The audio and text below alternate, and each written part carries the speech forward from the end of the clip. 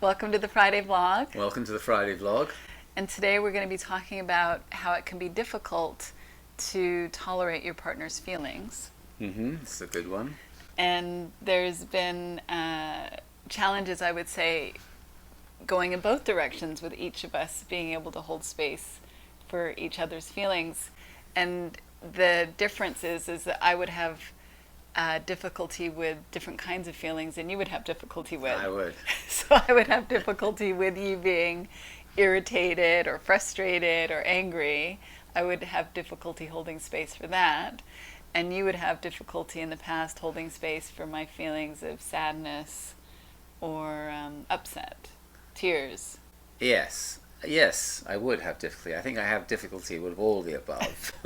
Well, and anger too. In the early days, that was probably the most problematic. And I think that I might have even, in my moments of less altitude, let's say, would have accused you of wallowing in self-pity, because that's kind of how I was seeing it. Well, I think when we have trouble being with our partner's feelings, it really looks clear to us that if they were feeling differently, that we would be okay, and that our problem is that they need to change how they're feeling. Yeah, and I think that I've touched on this before. I'm sure I have, but for me, in those moments, I think that I probably was thinking that I was doing a very good job of presenting myself as this valiant knight, wanting to save the damsel in distress. But ultimately, I think it was a purely selfish act. I couldn't understand why you would just focus on those thoughts that were so problematic to you that you would just lie on the bed sobbing. So I would run intervention on that and try and explain what was happening for you. That all you had to do was direct your thinking elsewhere. And in my mind, you were wallowing in self-pity. You were kind of bringing this on yourself. So it seemed very logical that you would perhaps adopt a different train of thought. That didn't go down well at that time, for sure. But I think that I can be honest and say that I felt like you're just completely corrupting my own sense of well-being, and that if only you would change, if only I can get her to change, then things will get on an even keel and we can go about the business of enjoying our day. But you were so determined to stay in that state of mind, if you like, as I saw it, that I would find that frustrating, and ultimately you would rebuff all of my approaches around adopting a different train of thought, and ultimately I would end up getting angry, and then it was just like if there was a sort of bell curve to it, all of a sudden it went on a very steep incline. It escalated very quickly and got out of hand. Well, I think one was that it wasn't that I wanted to be thinking those thoughts, that I was just gripped by them and I didn't know how to be ungripped by them. And so it didn't feel very helpful. And two, the experience of you not having space for me to be however I was probably made me angry. Made me feel it did, stubborn. Always, which made me even more frustrated. And then it would escalate from there. It's like, how could you segue from a state of total remorse to a state of total vehemence towards your partner? So let's look at this scenario though too, because this came up as a question for me in terms of a relationship dynamic where one partner wants to be able to express their hurt at the other partner's behavior, but as soon as that partner expresses their hurt, the other person gets angry. They can't hear the hurt. What do you think about that? I think about with understanding and awareness, I would feel like in that moment I would perhaps be more clued into my own state of mind, and hopefully be clued into your state of mind. And if you were in a state where you were feeling reactive, if I couldn't be present with you and hear what you had to say without reacting back in a negative way, then I'd like to think that I would withdraw from that situation, or at least suggest to you that I'm not in a fit state to have this conversation. If I was in a better state of mind, I would like to think that I would see that you're just suffering with your own experience through the realm of thought, and would be able to listen to you without taking it personally. Yeah. I'm not saying that that's easy. That's something that hopefully, I'll get better at as I grow older when I'm a grown up one day. But that would be how I would approach it and how I would look at it. Yeah.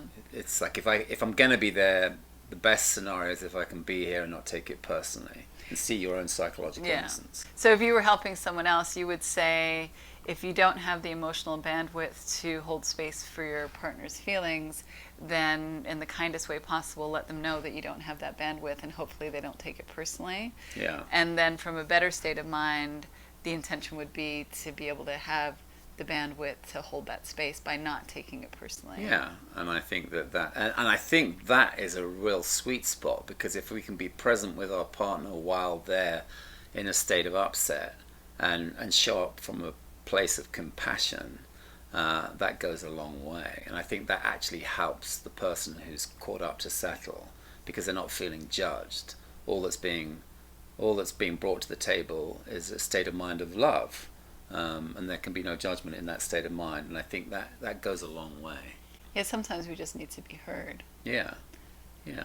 So I know that sometimes in our relationship, maybe after we've had a disagreement, and then we get back into a good place, and then I might share with you how my feelings felt hurt, and then you might start to feel guilty, and then it might not go so well. You might get angry, and it might sort of blow up again or come to the surface. Not so much now, but in the past I remember that happening. Yeah. So I think that happens to a lot of people. Yeah. So it's what gets activated inside of us can be really hard. Yeah.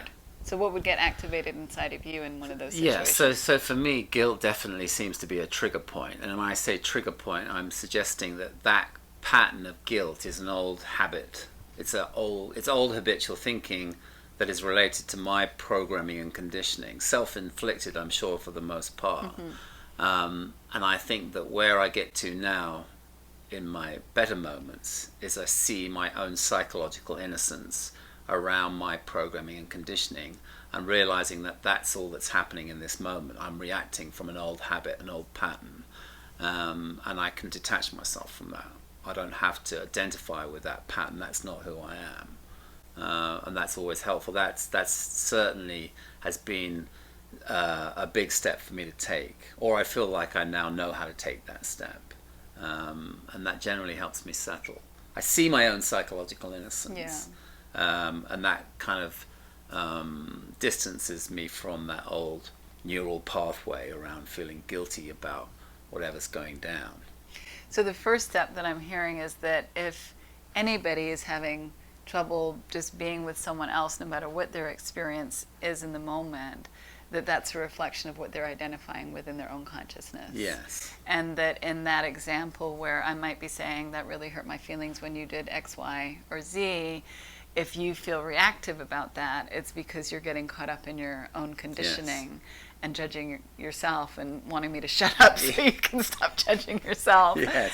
And that what helps you is to actually have an understanding and an awareness of what you're getting caught up in, and that actually gives you space from it so that you don't get gripped by it and identify with it. Yeah, no, absolutely. And I feel that that's where I begin to come back down to earth.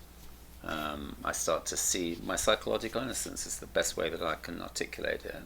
And that, I don't know, that seems to be like a reasonable argument that I can present myself at those moments. Well, I think the foundation of that is the key piece, which is behind everything that we really point to, is that our experience is always being generated from within. Mm-hmm. And as long as we have a foundation in that, doesn't mean that I can see it all the time or it looks that way all the time to me, but I do believe that to be true. And from that place, then it doesn't really matter what you're saying to me.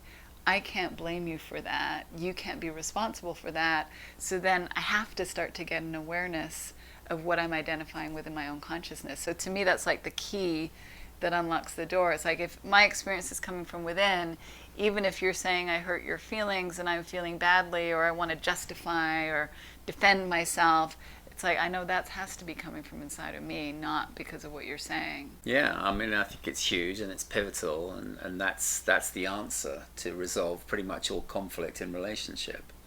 We just have a tendency to take it so personally based on our programming and conditioning. And taking it personally is another way of blaming the other person. Yeah.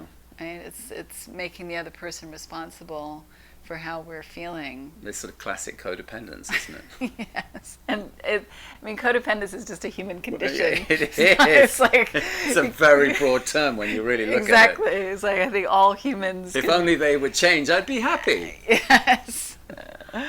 Well, we hope this is helpful. Have a great weekend. Have a great weekend.